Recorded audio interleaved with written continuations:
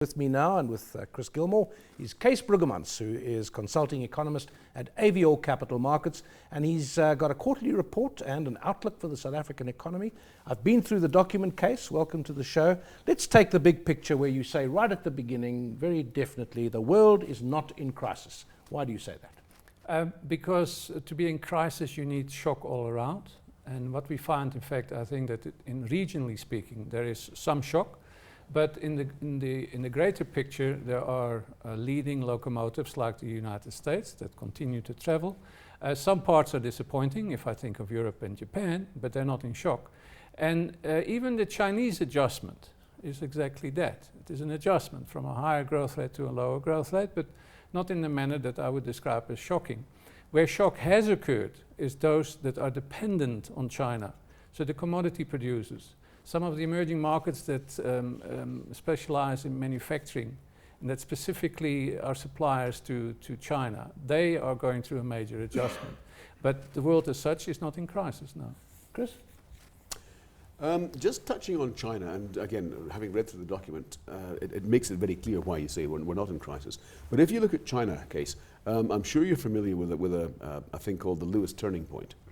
Whereas a couple of years ago, these IMF economists reckoned by between 2020 and 2025, Chinese economic growth would fall off a cliff because of the change in you're no longer going to have the move in cheap labor from the rural to the urban areas. The suggestion has been over the past few months that maybe we've reached that point already.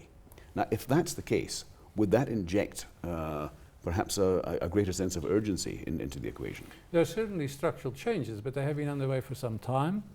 What I specifically pick up is this peaking of the ratios fixed investment and exports of GDP and conscious decision being made lowering those exposures. At the same time, the consumer is still going full strength. Consumer growth in China is not low, it is very high. Right. So essentially what is happening, certain components are slowing down while the main component that is going to be the main engine going forward is maintaining its momentum.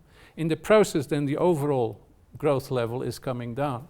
But people are then starting to overstate things, that from 14% growth to 10% growth, we don't believe the 7% growth, that must be 6, 5, 4, and it keeps falling.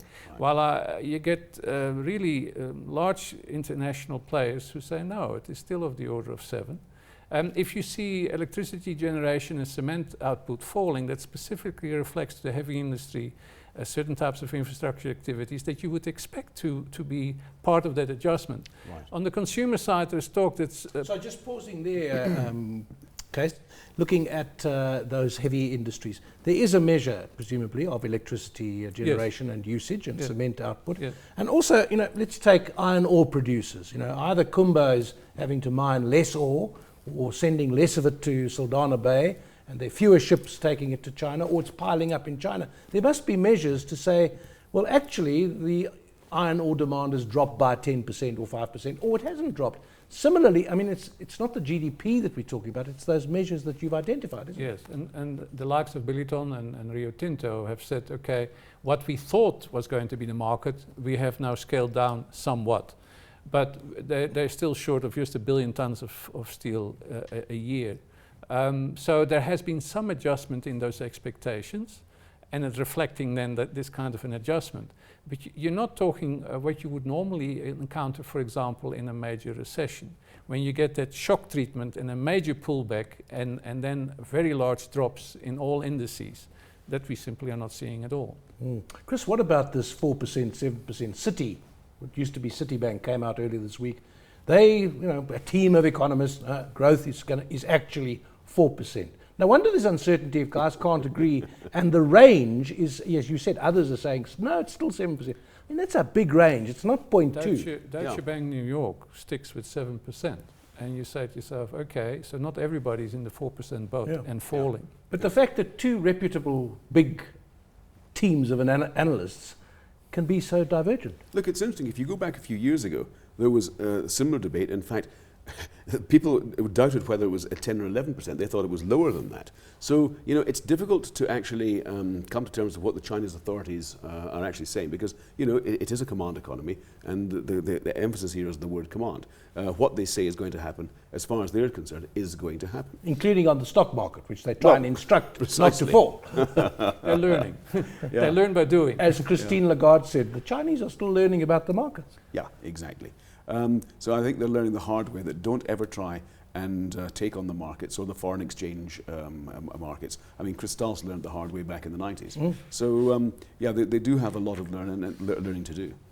Okay, so you tending to the Deutsche view, not the City view. I would not want to overstate the extent of their slowdown in their economy, that there is a structural change taking place, yes. And then, of course, in the rest of the developed markets, there remains growth, specifically in the United States. Yeah, let's talk about the US. You say in your paper 2.7% GDP growth average this year. And as you say, it's the big engine of the economy. It is a groundswell that is strong and persistent. If you look at employment growth, it's about 2%, just over 2% per annum, and very persistent.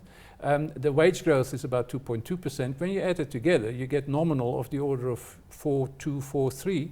You deduct 1% inflation, and you get a very substantial 3% plus real purchasing power, real income gain.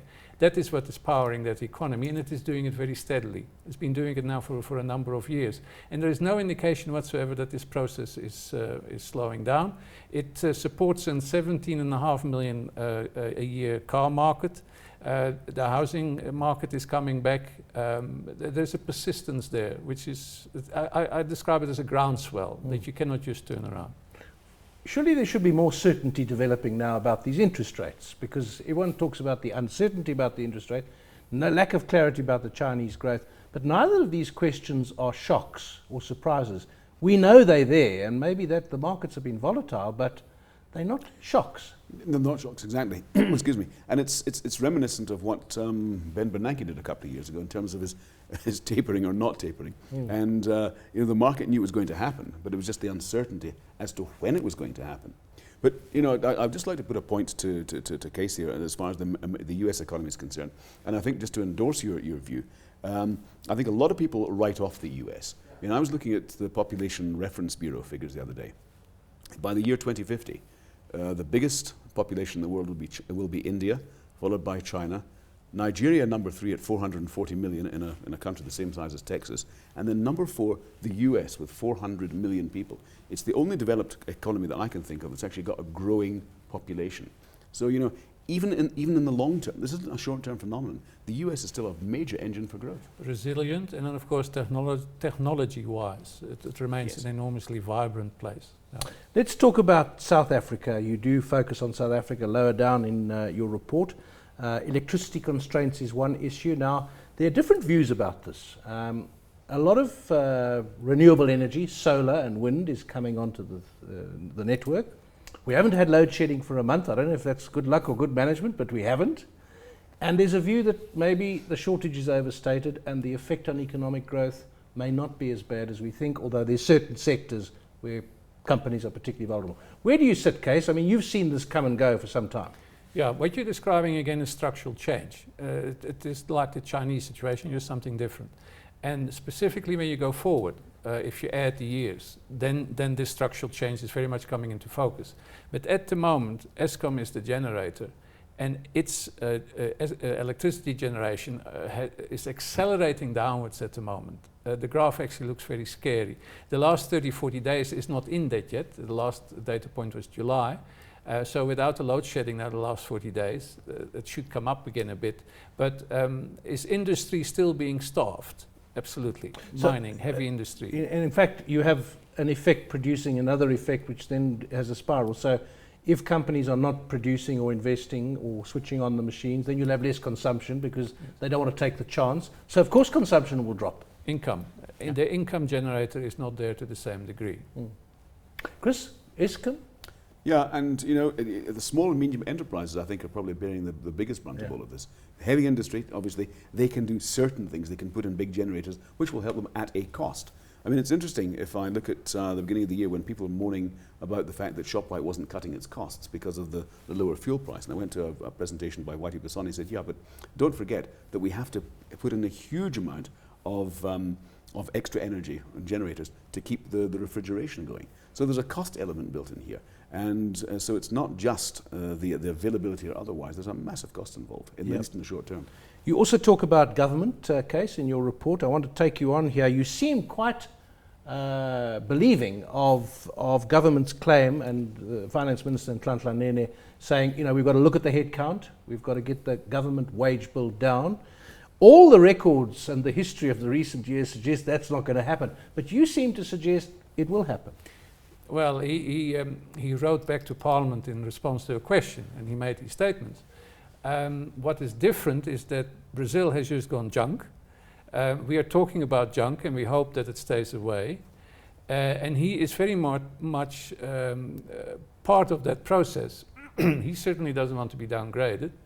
And for the first time, I saw noises that I've never seen before, that whereas a private company would be disciplined by the market to make sure that somehow its numbers make sense, and if it has to overpay for wages and salaries, then it is the headcount that suffers.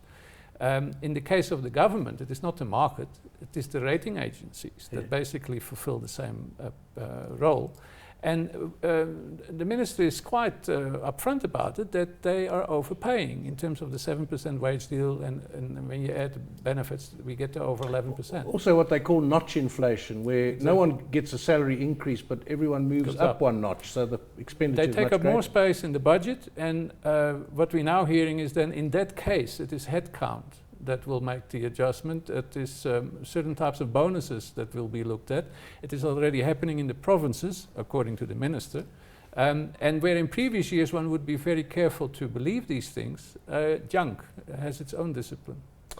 Let's just wrap up with, we've been talking about China. Leslie Marsdorp, of course, is now with the BRICS Bank, Vice President of that newly formed development bank.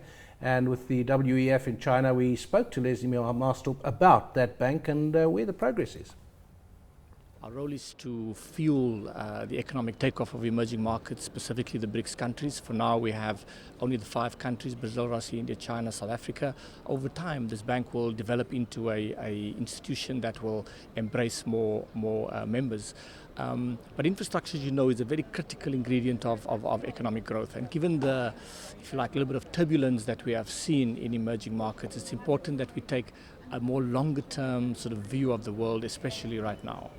Lots of good stuff coming out on this bank case. How seriously must we take it? How long before it makes an impact? No, again, it takes years. It does not just happen overnight.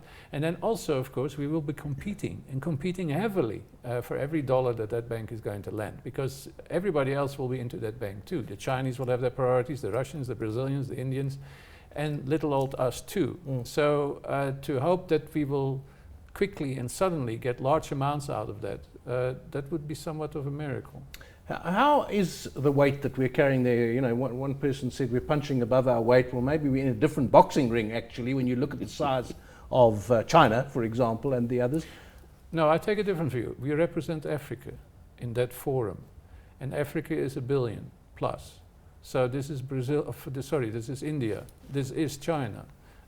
Not in terms of development, but certainly in terms of potential, people potential, number of votes in critical political forums. And we are, I think, seen as the representative of that. So yes, we are very small ourselves, but we represent something far bigger. That is Cees Bruggemans.